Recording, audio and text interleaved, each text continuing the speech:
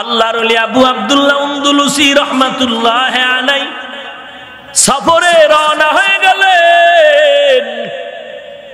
সফর চলছে, অনেক দূরে আগায়া গেলেন। এমন একটা জায়গা এলাকায় চলে গেলেন, দেখে খ্রিস্টানেরা ওই গির্জার মধ্যে তারা ইবাদত করে। খ্রিস্টানেরা ইবাদত করতেছে। আবু আব্দুল্লাহ কাফেলা নিয়ে দাঁড়ায় গেলেন।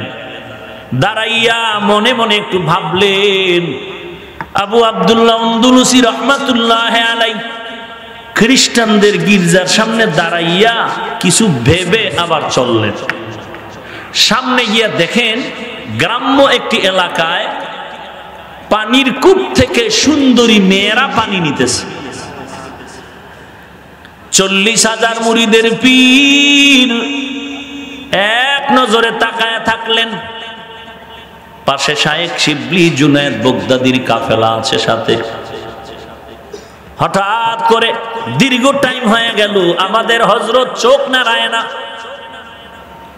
শিবলি রহমাতুল্লাহ আলাইহি বলেন, শায়েখ চলেন আমাদের গন্তব্যে। চোখ না নাড়াইয়া হাতের ইশারায় বলে, তোমরা সবাই যাও, আমি যাব না। কেন? বলে, ওই খ্রিস্টান মেয়েটাকে বিবাহ না করা পর্যন্ত আমি যাব না। এবার কি এই কথা কি মুখে মানা যায়? কপালের মধ্যে আগুন, কেমন যেন এক কান্নার রোল শুরু হয়ে গেল। কান্নার আওয়াজ,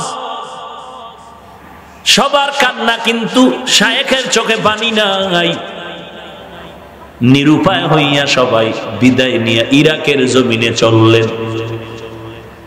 আবু আব্দুল্লাহ আন্দলুসির খানেকা ইরাকের জমিনে চলে গেলেন। এদিকে আল্লাহর ওলি চলে গেলেন খ্রিস্টান মেয়েটার বাড়ি। গিয়া কয়, মেয়ের বাবাকে বলে, আপনার মেয়েটাকে বিবাহ করতে চাই। মেয়ের বাবায় বলে, বিয়া করতে হলে শর্ত হলো, 1 নাম্বার, 1 বছর পর্যন্ত জঙ্গলের মধ্যে শূকরের রাখাল হয়ে কাজ করতে হবে। 2 নাম্বার, মদিনার পোশাক ফালাইয়া আমাদের খ্রিস্টানদের পোশাক পরতে হবে। আবু আব্দুল্লাহ বললেন, মেনে নিলাম। মদিনার পোশাক ফালাইয়া খ্রিস্টানদের পোশাক পরে নিয়েছেন। ওরে নবীর উম্মতের দল, কেমনে বলি দুঃখের কথা রে যুবক। উম্মতেরা তো আমল করতেই চায় না, সুন্নতের টুপি পরতে চায় না, সুন্নত অনুযায়ী চুলটা রাখতে চায় না, কাটতে চায় না, সুন্নতের পোশাক পরতে চায় না। এর মধ্যে যদি আবার কেউ বয়ানে বলে সুন্নত লাগবে না, এই কথার দ্বারা প্রমাণ হয়ে গেল সে উম্মতের দায়ী না, বক্তা না, সে কোনো বাতিল দলের দালাল হয়ে বয়ান করে।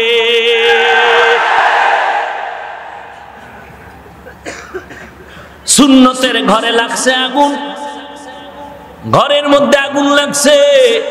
গ্রামে কয় ঘর পোড়ার ভিতরে আরো আলু ভরা। ঘরের মধ্যে আগুন লাগছে, একজনে আলু ভরা দিতেছে খাওয়ার জন্য। সুন্নত মানুষ মানে না, এর মধ্যে যদি কয় সুন্নত লাগে না তো কেমন হলো?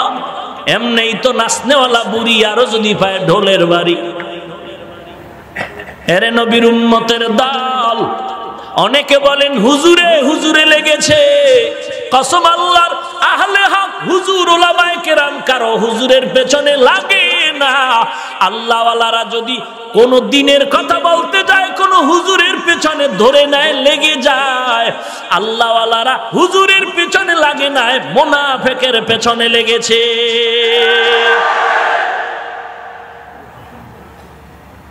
যেমন মুনাফিক মারাত্মক আহমদিয়া মুসলিম জামাত, এত সুন্দর নাম, মনে হয় গ্রহণ করলেই জান্নাতের টিকিট বিসমিল্লাহ ছাড়া রেডি। কিন্তু কত বড় বেঈমান এই কাদিয়ানির দল। গোটা দুনিয়াতে রাষ্ট্রীয়ভাবে অনেক দেশে স্পষ্ট তাদের কাফের বলে ঘোষণা হয়ে গেল। আমরা বলি না কাদিয়ানীদের তাড়ায় দাও। হিন্দু আছে বাংলাদেশে, বাধা নাই।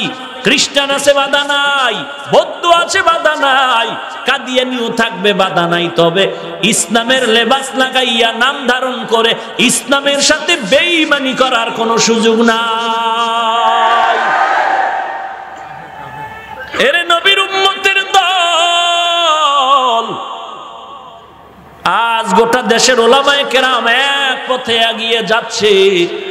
ওরে মুসলমান নবীর উম্মত, আমার আব্বারে গালি দিলে মেনে নেওয়ার চেষ্টা করব, আমার পীরেরে কিছু বললে ধৈর্য ধারণের চেষ্টা করব, আমাকে গালি দিলেও ধৈর্য ধারণের চেষ্টা করব। কিন্তু ইসলাম নিয়ে, নবী নিয়া, আল্লাহর কোরআন নিয়া, আমার নবীর ইজ্জত নিয়ে যদি কেউ টালবাহানা করতে চাও, তার ফয়সালাই হবে হয়তো জিহাদ, হয়তো গাজী, না হয় শাহাদাত। রাজি আছেন মুসলমান? আল্লাহ সবাইকে কবুল করেন। এরে নবীর উম্মতের দল, আমাদের ওলামায়ে কেরাম মুরব্বীরা যদি কখনো ডাক দেয়, কি জন্য?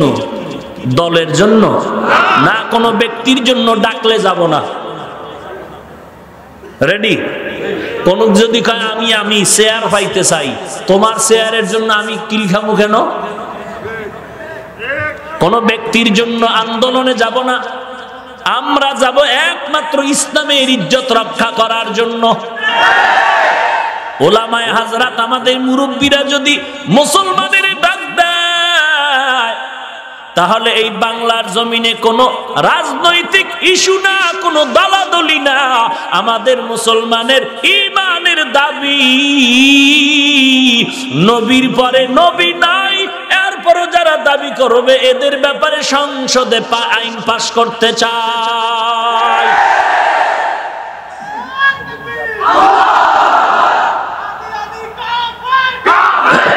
ভাইরা আমার, শোনেন, স্লোগান তো জনমের মতো দিতে আছেন, দিতে দিতে শহীদ হইবেন ভাব।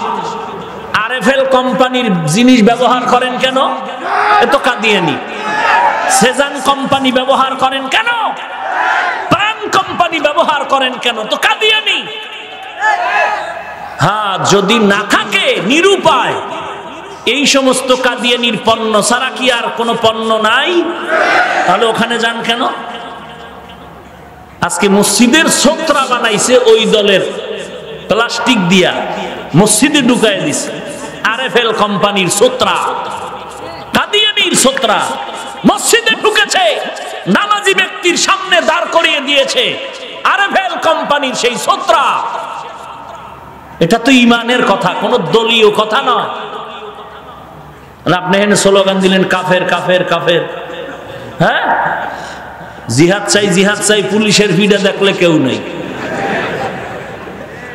হায় হায় হায়, আল্লাহ সব ভাইকে হেদায়েত দান করে।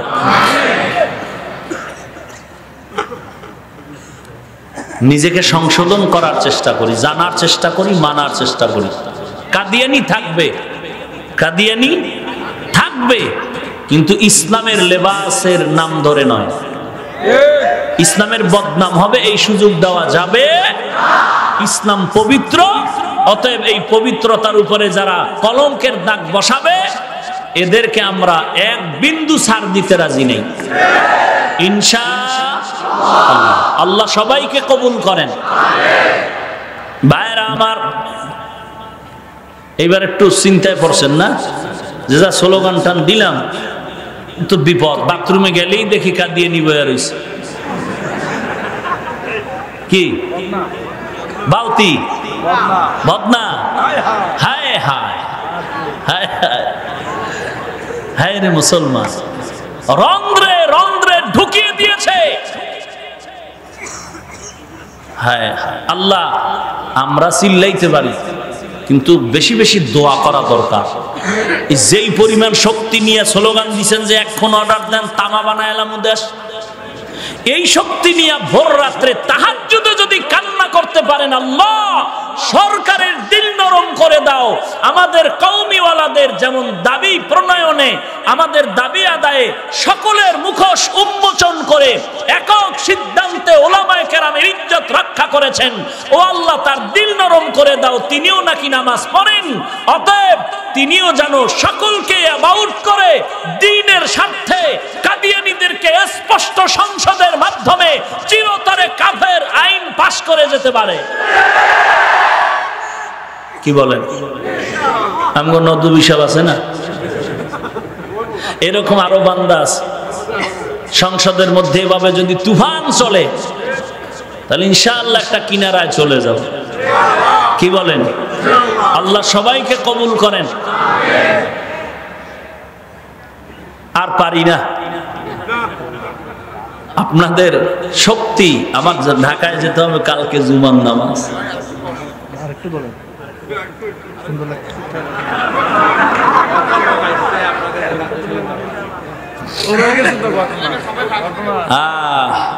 পাবলিক ঘটনার পাগল কে লইলাম। আবু আব্দুল্লাহ আন্দুলুসি রহমাতুল্লাহ আলাইহির ঘটনাটা শেষ করি, শুনবেন না চলে যাবেন সবাই? কারা কারা শুনবেন না?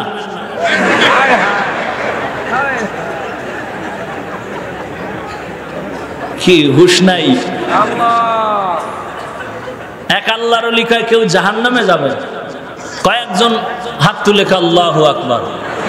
কেউ জাহান্নামে যাবেন, আমিও যাব না, আব্বাও যাবে না। তো হাত তুললেন কেন? কয় আমরা তো জানি টুপিওয়ালারা যা কয় ভালো কথাই কয়। আল্লাহ সব ভাইকে হেদায়েত দান করুন। আবু আব্দুল্লাহ আন্দুলুসি রহমাতুল্লাহ আলাইহি খ্রিস্টানদের পোশাক পরে এবার শুকরের রাখাল হয়ে গেলেন। দীর্ঘ কয়েকটা মাস হওয়ার পর শায়েখ শিবলি রহমাতুল্লাহ আলাইহির কাফেলা আবার আসলেন তার হেদায়েত তাকে খোঁজার জন্য।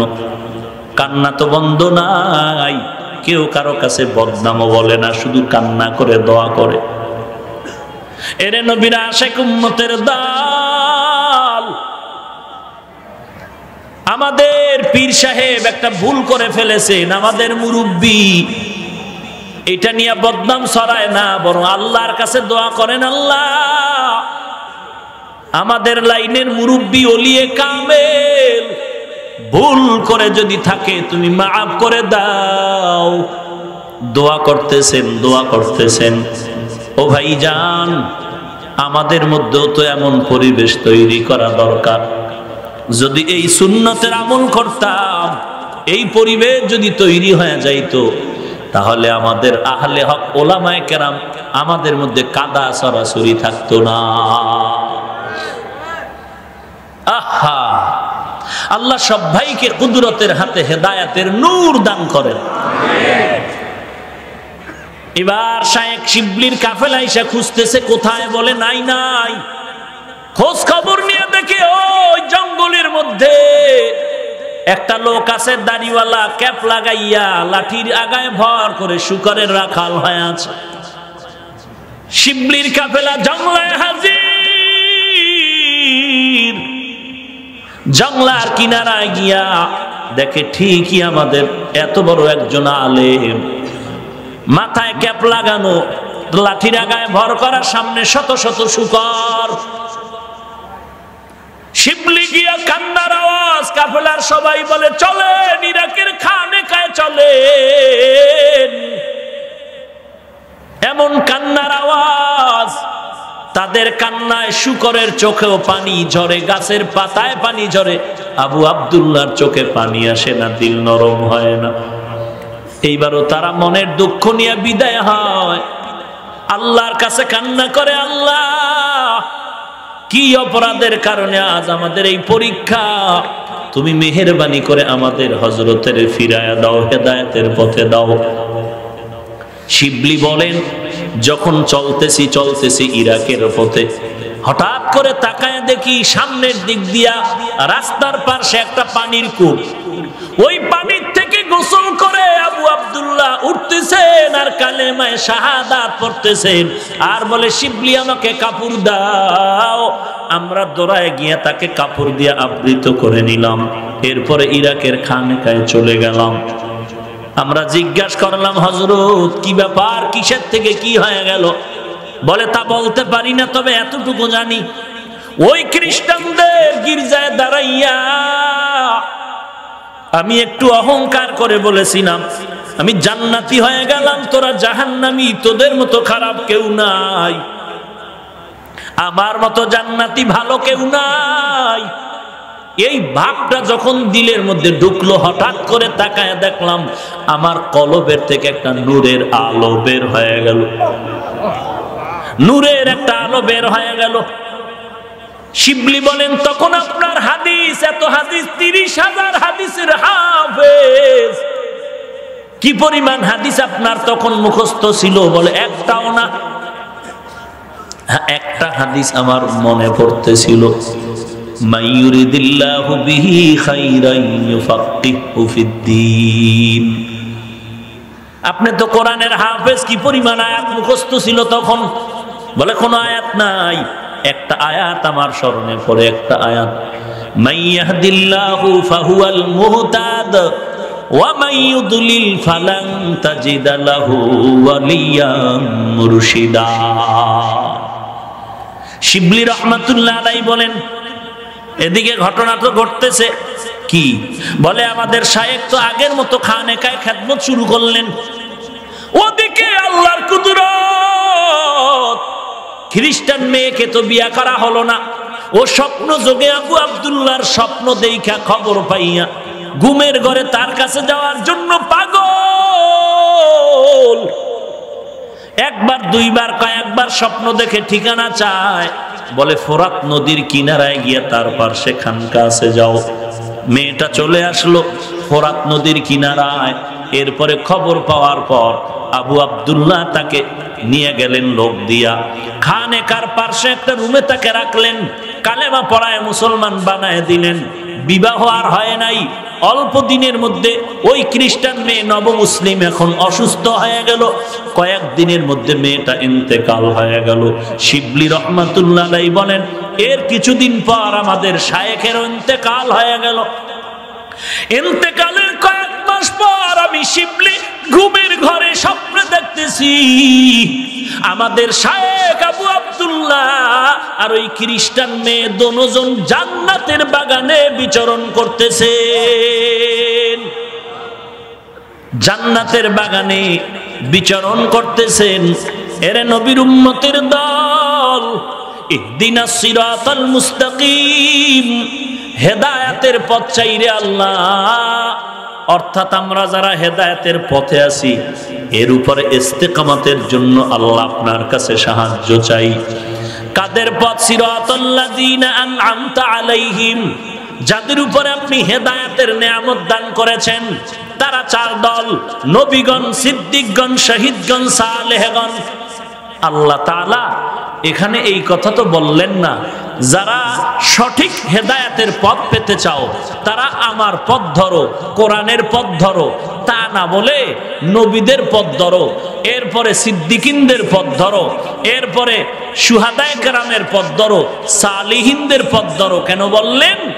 আল্লাহ বুঝায় দিলেন সূরা ফাতিহার মধ্যে, ডাইরেক্ট কেউ কিতাব মেনে আল্লাহর হেদায়েতের সিরাতাল মুস্তাকিম পাবে না, অবশ্যই ইনডাইরেক্টলি আম্বিয়ায়ে কেরাম, সাহাবায়ে কেরাম, তাবেঈন, তাবে তাবেঈন, আইম্মায়ে মুজতাহিদিন, উলামায়ে মুতাকাদ্দিমিন, যারা উলামায়ে আহলে হক, এদের মাধ্যমেই সিরাতাল মুস্তাকিমের পথে চলা সম্ভব। এদেরকে ছাড়া যদি কেউ চলতে চায়, ধ্বংস অনিবার্য। এজন্য কোরআনের আরেক আয়াতে আল্লাহ বলেন, ইয়া আইয়াতুহান নাফসুল মুতমাইন্নাহ ইরজিই ইলা রাব্বিকি রাদিয়াতাম মারদিয়াহ ফাদখুলি ফি ইবাদি ওয়াদখুলি জান্নাতি। এই মিয়া, জান্নাতে যাওয়ার জন্য আল্লাহ ডাকবেন, আল্লাহ বলবেন জান্নাতে ঢোক, বলে না না, ফাদখুলি ফি ইবাদি, আমার কলিজার প্রিয় বান্দাদের ভেতরে মিলে যা, এরপরে তাদের হইয়া জান্নাতে যাবি। ডাইরেক্ট জান্নাতে যাওয়ার কথা বলেন নাই, আগে বললেন আমার প্রিয় বান্দা যারা এদের সঙ্গী হইয়া ঢুকো, এরপরে জান্নাতে যাও। ফাদখুলি ফি ইবাদি ওয়াদখুলি জান্নাতি। মাযহাব লাগে না, ব্যক্তি মানা লাগে না, কোরআন মানি হাদিস মানি, এরা বাড়াবাড়ি করে সারাসারি করে না। ইহদিনাস সিরাতাল মুস্তাকিম, জান্নাতে যাওয়ার পথ একটা সহজ পথ, সরল পথ। বলে এই পথটার নাম কি? আব্দুল্লাহ ইবনে আব্বাস বলেন, আব্দুল্লাহ ইবনে মাসউদ রাদিয়াল্লাহু আনহুমা বলেন এই পথটার নাম ইসলামের পথ। কেউ বলেন এই পথের নাম কোরআনের পথ, কেউ বলেন হেদায়েতের পথ, সিরাতাল মুস্তাকিম, আহলে সুন্নাত ওয়াল জামাতের পথ, একমাত্র হেদায়েতের পথ। বাড়াবাড়িও নাই, সারাসারিও নাই, মধ্যম পন্থায় চলছেন আম্বিয়ায়ে কেরাম, সাহাবায়ে কেরাম, নবী রাসূলগণ চলেছেন, সাহাবায়ে কেরাম চলেছেন, আহলে সুন্নাত ওয়াল জামাতের পথ। এটাই হলো সিরাতাল মুস্তাকিমের পথ। এই পথেই আছেন আমাদের কওমি আহলে হক দেওবন্দি, এরা সবাই এই পথের প্রতীক। কথা ঠিক কিনা? যারা বাড়াবাড়ি করে, একদল সারাসারি করে, কি বলে? বলে আম্বিয়ায়ে কেরাম নিষ্পাপ। শুধু তাই না, আমগো পীর সাহেবও নিষ্পাপ। বেশি বাড়াইয়া করলো বেদাতি, এরা বেদাতি। আর এক দল বলে নবীরা নিষ্পাপ না, এরা সারাসারি করতে গিয়া হয়ে গেল কুফুরি। আর মধ্যম পন্থায় যারা আছে, বাড়ায়ও না কমায়ও না, কুফুরিও করে না, বেদাতির মধ্যেও নাই, মধ্যম পন্থায় যারা আছে এতেদালের উপরে আছে। পীরও নিষ্পাপ না, একমাত্র নিষ্পাপ হলো আম্বিয়ায়ে কেরাম। আম্বিয়ায়ে কেরাম হলেন মাসুম, আর সাহাবায়ে কেরাম হলেন মাহফুজ। এই মধ্যম পন্থায় যারা আছে এরাই সিরাতাল মুস্তাকিমের উপরে আছে। এই পথটার নাম হলো আহলে সুন্নাত ওয়াল জামাতের আকীদা, এটাই তার পথ। আবার দেখেন একদল বলে বাড়াবাড়ি, কেউ সারাসারি, বলে আল্লাহ আরশে আজিমে আছে, আর কোথাও নাই। বলে কি বলে না? আর এক দল বলে শুধু আল্লাহ আরশে আজিমে আছে সর্বত্র। আর এক দল বলে না, আল্লাহ সব জায়গায় আছে, শুধু তাই না, নবীও সব জায়গায় আছে। একদল কমায় আর এক দল বাড়ায়, কমানেওয়ালার দল নাস্তিক, বাড়ানেওয়ালার দল বেদাতি। মাঝখানে যারা আছে তারা বলে আল্লাহ শুধু আরশে না, আল্লাহ সব জায়গায় আছেন, নবীও সব জায়গায় নাই। এরাই হলো মধ্যম পন্থা অবলম্বনকারী আহলে সুন্নাত ওয়াল জামাত। আর আমগো দেশে আহলে সুন্নত, সুন্নতের খবরও নাই। শুধু 12ই রবিউল আউয়ালে শুধু সুন্নতের পতাকা লাগায়, আর সুন্নতের আমল নাই। মাথার চুলের মধ্যে সুন্নাত নাই, নখ কাটার মধ্যে সুন্নাত নাই, পোশাকের মধ্যে সুন্নাত নাই,